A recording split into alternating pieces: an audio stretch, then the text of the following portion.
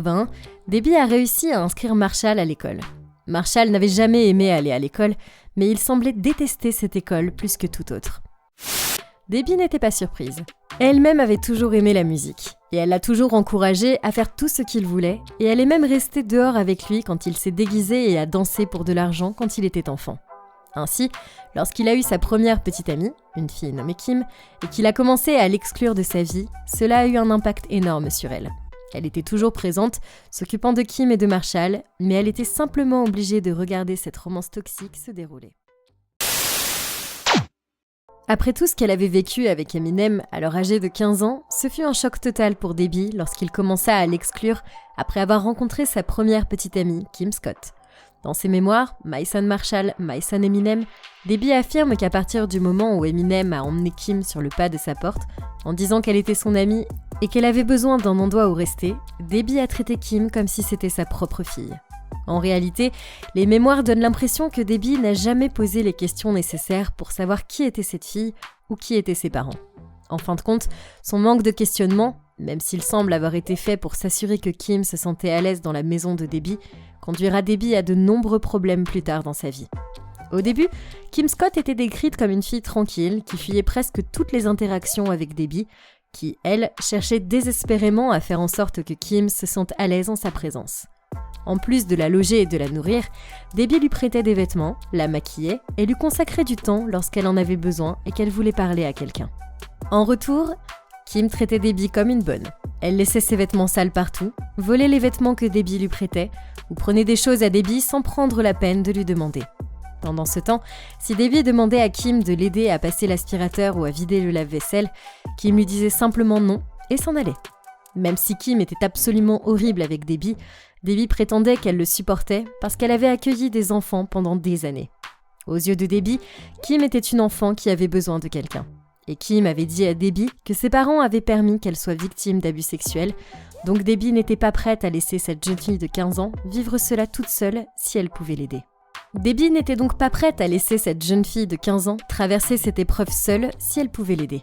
Cependant, Debbie allait bientôt apprendre que Kim ne voulait pas qu'elle soit là pour elle, pas quand elle avait le fils de Debbie. Debbie avait des soupçons sur la relation entre Kim et son fils. Elle était sûre qu'ils sortaient ensemble, alors qu'ils prétendaient tous deux être amis. Cependant, lorsque Kim passe plus de temps avec Debbie, il devient évident qu'ils sont en couple en raison de la jalousie absurde de Kim. Kim était jalouse de Nathan parce qu'il était le frère d'Eminem et elle était jalouse de Debbie parce qu'elle était proche de son fils. Si quelqu'un essayait de s'asseoir à côté d'Eminem, Kim se glissait entre eux pour être la seule à être assise à côté de lui. Elle aurait même essayé de se débarrasser des amis d'Eminem en les accusant toujours d'essayer de la draguer. Kim était une belle fille, mais il semble illogique que tous les hommes dont Eminem s'était rapproché essayaient de lui faire des avances. Kim semblait vouloir devenir le centre de la vie d'Eminem, comme il était apparemment le centre de la sienne, à tel point qu'elle abandonnait tout le reste, y compris l'école, pour être près de lui. Debbie s'était déjà rendu compte que Kim séchait l'école, mais comme elle était sur le point d'avoir 16 ans, elle ne pouvait pratiquement rien y faire. Mais le matin du 16e anniversaire de Kim, Debbie a reçu un appel de l'école. Il ne s'agissait pas de son fils Eminem, mais des absences répétées de Kim. Lorsque Debbie est allée s'expliquer et dire que Kim avait 16 ans et qu'elle ne pouvait pas la forcer à assister aux cours, l'administrateur de l'école au bout du fil était confus. L'administrateur a alors dit à Debbie que Kim n'avait pas eu 16 ans, qu'elle venait d'en avoir 13. Cela a évidemment choqué Debbie, son fils sortait avec une fille de 12 ans alors qu'il en avait 15. Quand Eminem est rentré à la maison ce jour-là, Debbie a essayé de lui dire ce qu'elle avait appris au téléphone, mais il n'a rien voulu entendre. Eminem a affirmé qu'il connaissait Kim mieux que quiconque et qu'il était impossible qu'elle ait 13 ans alors qu'elle était dans sa classe. En raison du refus d'Eminem d'écouter Debbie, ils ont fini par se disputer et leur relation déjà brisée s'est encore détériorée. Malgré cela, Debbie essayait toujours de s'entendre avec Kim, mais cette dernière détestait absolument Debbie. Pour la narguer, Kim racontait à Debbie des histoires sur la façon dont elle était arrivée chez eux. Elle se faufilait dans les escaliers et couchait avec le fils de Debbie sous le nez de cette dernière. Ce ne sont pas les seules histoires que Kim racontait. Apparemment, Kim entraînait aussi Eminem dans de nombreuses bagarres en lui disant que des hommes l'attaquaient dans la rue, dans les magasins, en fait presque partout où elle allait. Elle était attaquée par un homme qui faisait 3 fois la taille d'Eminem et il devait sortir pour trouver et combattre ces hommes, parfois plus d'un à la fois. Et lorsqu'il s'est fait tabasser par 4 grands hommes, elle lui a dit qu'il devait prendre ça comme un homme. Debbie a affirmé qu'elle avait supplié à plusieurs reprises son fils de rompre avec Kim, mais qu'il n'y parvenait pas. Eminem a préféré Kim à toutes les autres personnes de sa vie, et il est arrivé au point que si Kim était près de lui, personne d'autre ne prenait la peine de lui parler car il savait que cela poserait problème. Debbie n'a même pas pu parler à son fils par le biais des poèmes qu'il s'était écrits pour communiquer des émotions qu'il ne pouvait pas exprimer, car Kim ne l'approuvait pas. Pendant ce temps, Eminem s'attire de plus en plus d'ennuis en s'immergeant dans la culture du rap, la culture noire, ce qui signifie qu'il va être harcelé par la police. Debbie lui avait donné sa Lincoln pour qu'il puisse se déplacer, mais selon elle, Eminem ne pouvait pas aller bien loin sans être arrêté par la police. Eminem et ses amis étaient trop souvent arrêtés et battus par les policiers. Ses amis étaient battus parce qu'ils étaient des hommes noirs, et Eminem était battu parce qu'il était blanc et qu'il fréquentait des hommes noirs. Cependant, comme elle n'avait pas accès à son fils à ce moment-là, tout ce qu'elle pouvait faire c'était de le regarder pendant que tout cela se passait. Au fil des jours, Debbie et Eminem se sont éloignés l'un de l'autre, et Kim est devenue plus audacieuse dans sa haine de Debbie, car elle savait qu'Eminem interviendrait si Debbie lui disait quoi que ce soit. Une nuit, alors qu'Eminem et Kim étaient partis avec quelques amis dans un parc d'attractions, Eminem et ses amis se sont retrouvés bloqués dans un autre état aux petites heures du matin. Debbie était sur la route pour les récupérer en quelques secondes, et comme elle a donné sa Lincoln à Eminem, elle a dû prendre une des limousines de sa société. Une fois arrivée dans l'Ohio, elle les a tous récupérés.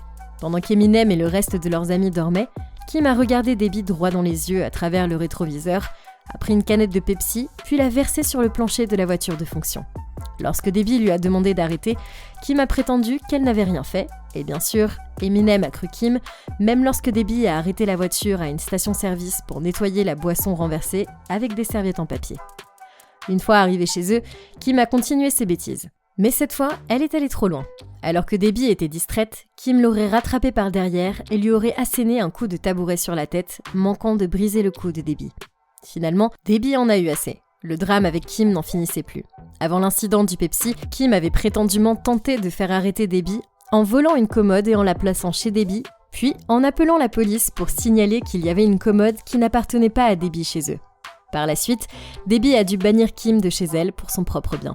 Malheureusement pour Debbie, cela signifiait seulement que Kim tournait sa terreur d'elle vers Eminem. Kim savait exactement quoi dire à Eminem pour le blesser.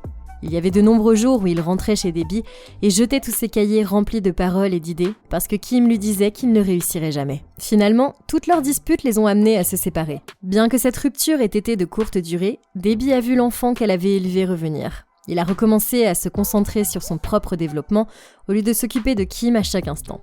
Eminem a même commencé à sortir avec une fille qu'il a rencontrée à son travail. Cependant, sa tranquillité sera bientôt troublée par Kim dès qu'elle découvrira qu'il a une nouvelle petite amie. Elle l'appelait sans cesse, ainsi que sa mère et son lieu de travail. Debbie l'avertit de ne pas se remettre avec Kim et il dit qu'il ne le ferait pas. Mais peu de temps après, Kim les appelle pour leur annoncer qu'elle est enceinte. Au début, Debbie ne voyait pas comment le bébé pouvait être celui d'Eminem. Il était avec sa nouvelle petite amie et il prétendait ne pas vouloir se remettre avec Kim. Cependant, il a admis qu'il avait largué sa nouvelle petite amie et qu'il voyait Kim dans le dos de sa mère depuis un certain temps. Après la naissance du bébé, Kim a repris ses habitudes. Elle a demandé à un ami d'appeler Eminem à la naissance du bébé, mais elle a refusé qu'il signe l'acte de naissance. Ensuite, elle utilisait constamment le bébé comme moyen de pression lorsqu'elle n'obtenait pas ce qu'elle voulait. Elle aurait souvent menacé Eminem d'appeler la police s'il l'avait seulement ennuyé. Debbie, elle aussi, a dû supporter le drame de Kim pour le bien de son fils et de son enfant, une fille nommée Hailey. Debbie adore Hailey et ferait tout pour qu'Eminem puisse être là pour elle comme il le souhaite, ce que Kim lui reproche à chaque fois. Après toutes leurs disputes pour qu'Eminem puisse voir Hailey, une fois de plus, Eminem et Kim ont rompu. Pour faire face à tout ce qu'il a traversé avec Kim, ses brutes et d'autres choses qui ont marqué sa vie, il a créé le personnage anti-héros Slim Shady. Slim est rapidement devenu populaire sur la planète rap de Détroit en raison de ses répliques farfelues et de sa personnalité agressive. Malheureusement pour Debbie, cette version d'Eminem la haïssait et utilisait ses paroles pour exprimer cette haine avec des accusations sauvages et des mots moqueurs. Bien qu'elle soit souvent la cible de ses blagues, Debbie continue de soutenir la carrière d'Eminem dans le rap. Elle assistait aux concerts, aidait pour l'équipement et prenait même des photos pour lui. Aujourd'hui encore, elle écoute ses albums et le félicite pour chacune de ses réalisations, tout en sachant que l'amour qu'elle lui porte n'est pas entièrement réciproque.